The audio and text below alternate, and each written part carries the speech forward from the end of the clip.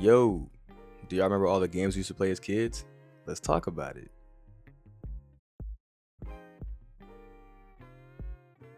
I'll go ahead and give a rundown of every game slash website that we go through just in case you guys don't know what it is. Also, excuse my room's background.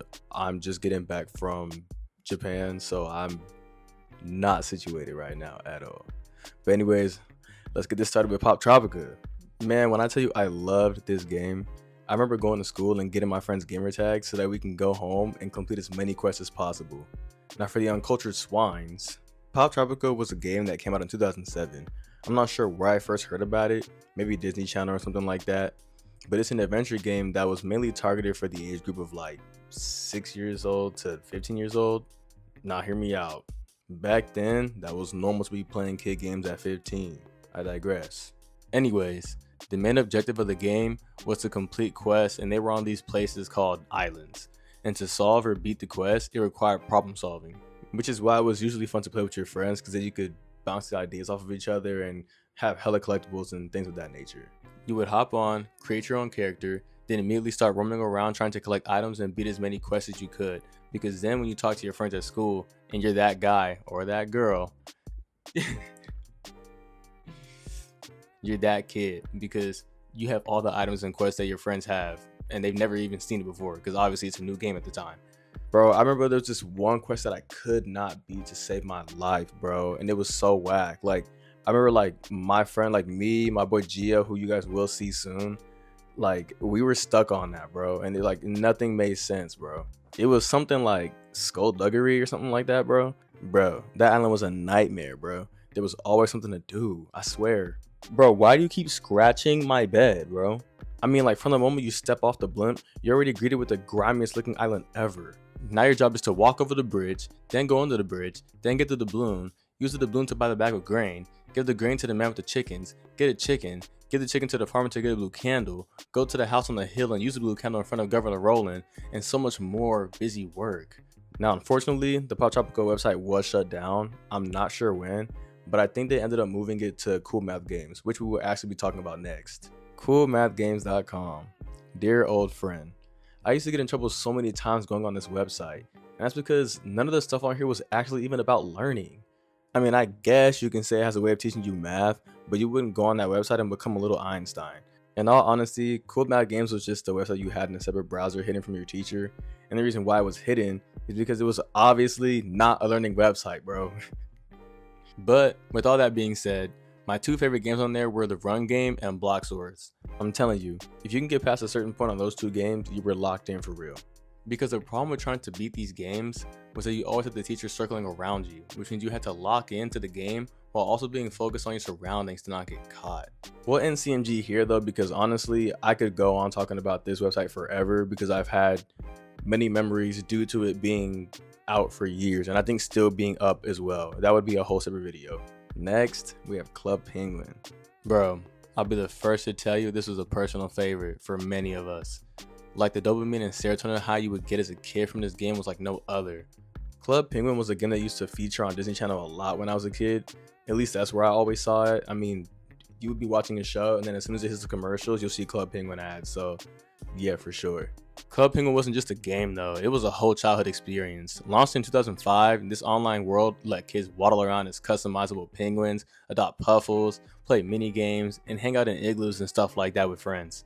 You could be throwing snowballs in a town, trying to flip the iceberg, or become a secret agent in PSA. Every player had their own favorite memories. I personally used to like the ninja game a lot just because, I mean, if anyone who knows me knows that I'm into like that samurai stuff, ninja stuff, anything that has to do with like anime type stuff. So yeah, that's where I definitely was my whole childhood. Also, the social aspect is what made it special because you'd log in after school, meet up with friends, and even make new ones from around the world. But I think in 2017, Disney shut it down, leaving an entire generation with nothing but nostalgia, man. Even to this day, I know all my friends would still like consider this game the most iconic game of the early 2000s for sure. Now onto some in-person games or whatever you would call them. Things like Beyblades. Bro, have you ever had a damn Beyblade? One of the coolest things you could have in elementary school. That and Bakugan, but we won't talk about that this video. I remember like it was yesterday though. My mom was taking me to school in the morning, and I kept telling her how the kids at school had Beyblades and how I needed one or I was never going to be cool. Which I honestly want to stress right now that no amount of money or toys or clothes or whatever it may be makes you cool, bro. You being you is what makes you cool. I digress. But my mom pulls into this Walgreens about 10 minutes after I said that.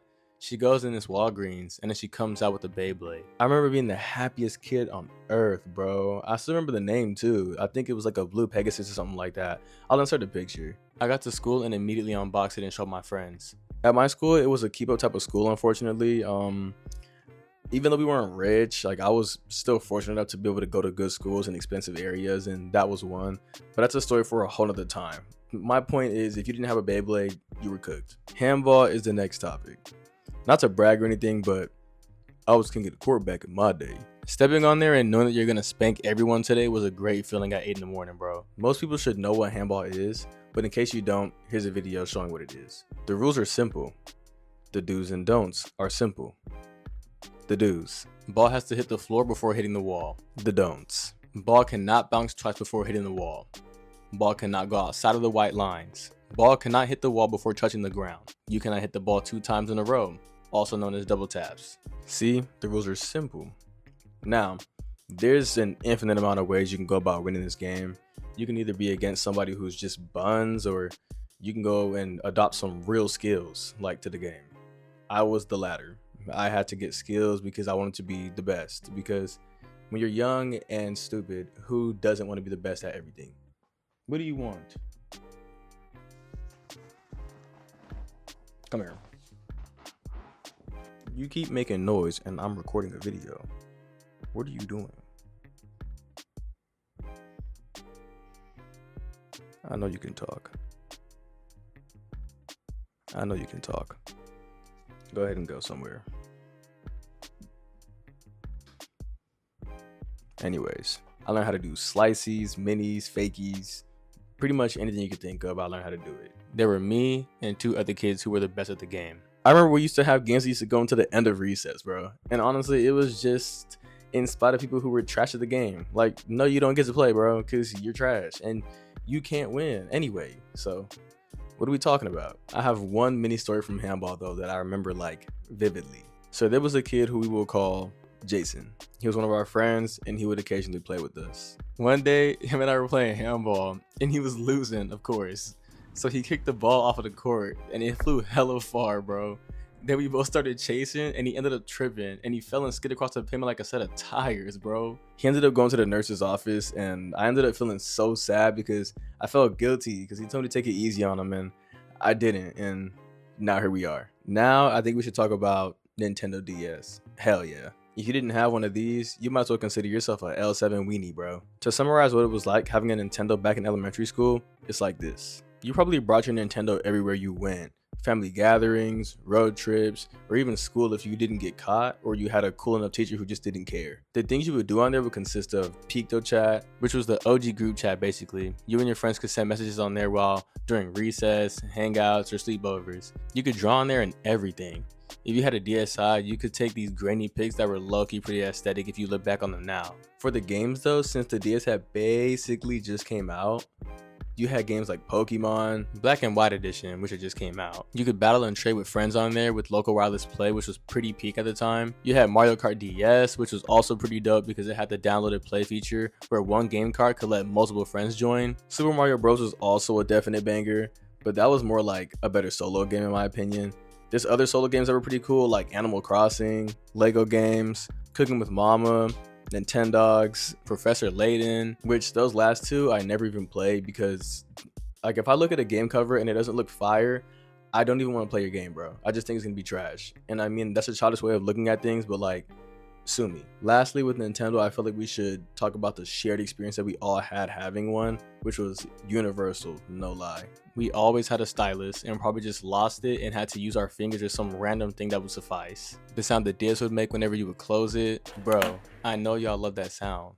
We all love that sound. If you don't love that sound, you're strange, bro. But like, side note, I remember when I was a kid, I used to pretend like I was mad on the phone and then slam my DS closed like I was getting off an angry phone call. Like, bro, I don't know why I used to do that, bro.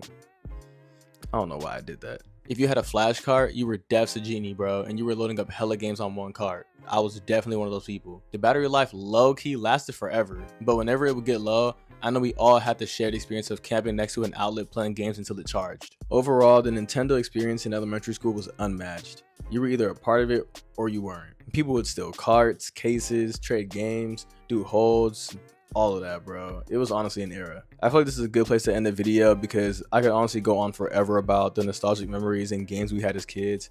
But one, that's a lot of footage, and two, that's a lot of drawing. So I hope this will suffice. I hope you liked the video, and until the next one.